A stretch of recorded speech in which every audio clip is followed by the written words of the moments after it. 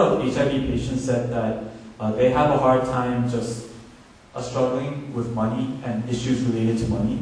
And this is because many HIV patients are unable to find work and they lose their jobs, so they have no way of earning money.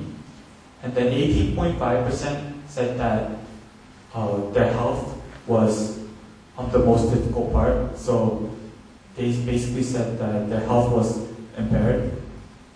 And yeah, these were all some of the difficulties that AIDS patients face. And this shows how they discovered their infected status. So how HIV patients found out that they had the disease. So 28.1% found out that they had the disease by trying to test for other diseases.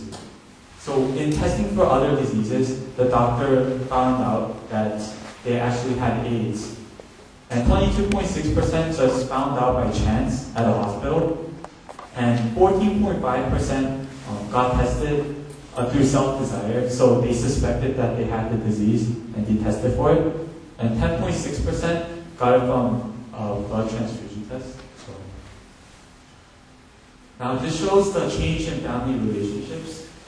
So when an AIDS patient is married and the partner finds out that he or she has AIDS, then 49.4% are divorced or separated. So 49.4% of people divorce or separate once they find out that their partners have the disease. And 29.9% are at risk of divorce or separation, so they're about to divorce or separate. So this adds up to around 80%. So around 80% of married people divorce or separate. And 52.7% of unmarried patients, they give up trying to find relationships because they think that no one will want to date them or marry them because they have the disease. So half of them just give up, and half of them just resolve to live by themselves. And 66.5% are isolated from their family. So their family just abandons them or just leaves them alone to fend for themselves because they don't want to be associated with them. And then 47% end up just living alone. So as you can see, HIV patients, they face great discrimination. They face great prejudice, even from their own family members. As you can see here, around 80% of AIDS patients, they eventually divorce or separate. So as you can see, it is a serious problem affecting human rights because AIDS patients, they shouldn't, people shouldn't divorce them or separate from them just because they have the disease. But then they oftentimes end up doing that.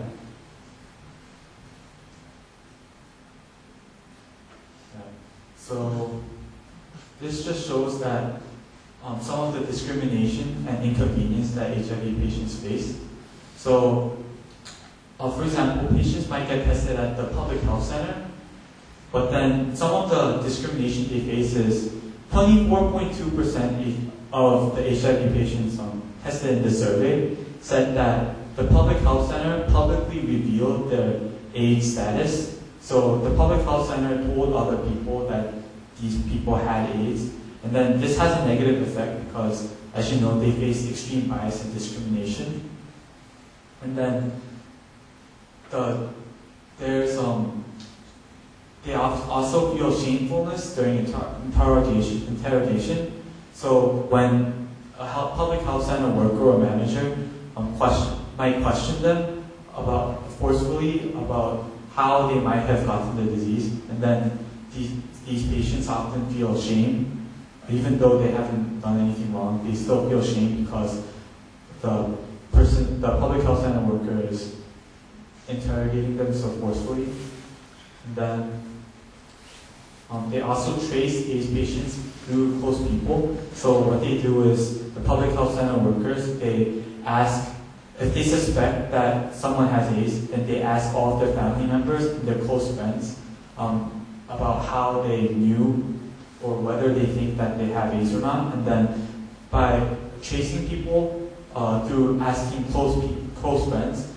Close friends and their family members also end up knowing that this person has the disease. So instead of keeping the status private, what public health centers often do is they reveal it to the public, and then AIDS patients eventually end up facing extreme discrimination in Korean society.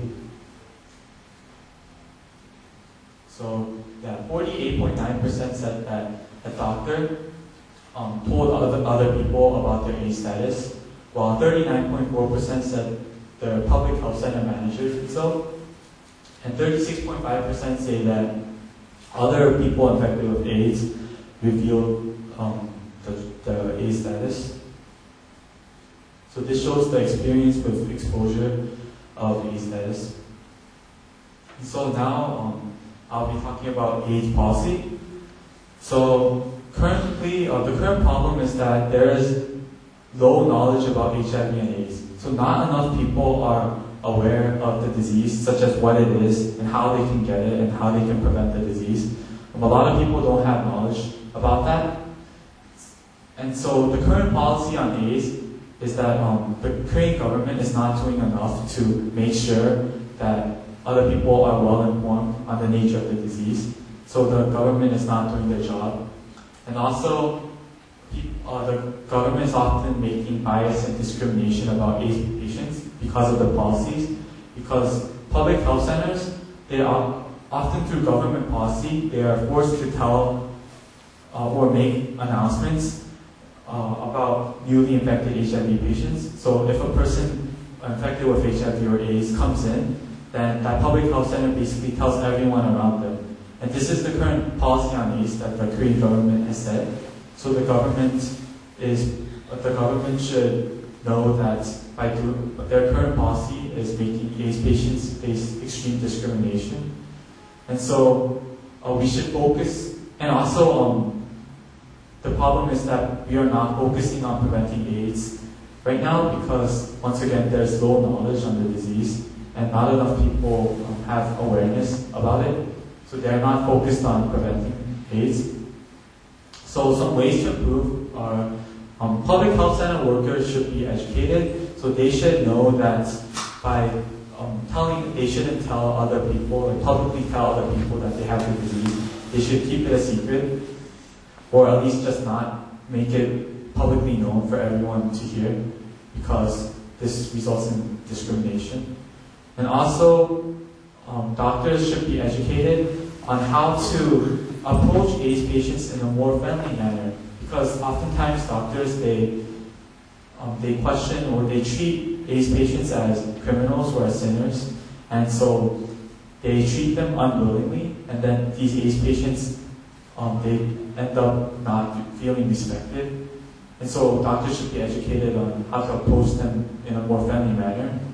And then also, there should be more public announcements, so there should be more awareness about what AIDS is and the nature of the disease.